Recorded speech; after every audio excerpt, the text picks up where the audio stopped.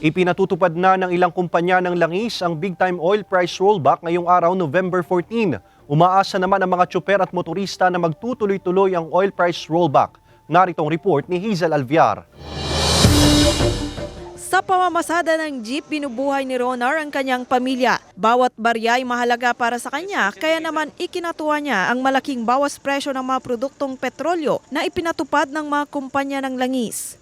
Dadagdag ng kaunti ang kita dahil kung bumaba ay di medyo yung kita namin madadagdagan dahil ng pag mataas kasi doon na napupunta yung kuha namin sa krudo.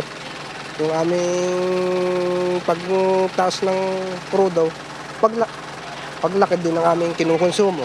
Malaki din naman. Nakakatipid ng kaunti.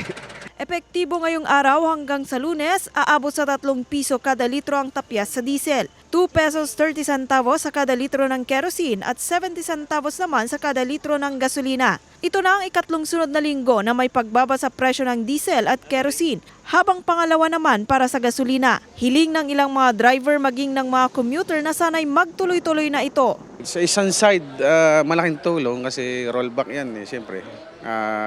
Malaking tulong para sa isa tulad namin driver.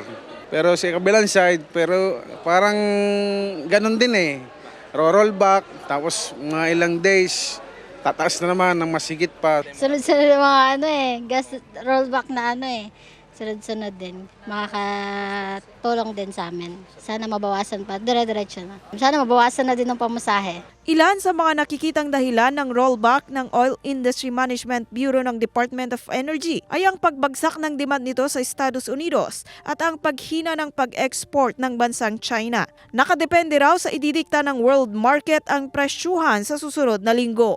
Kasama si Kel Ravaca, Hazel Alviar, Balitang Southern Tagalog.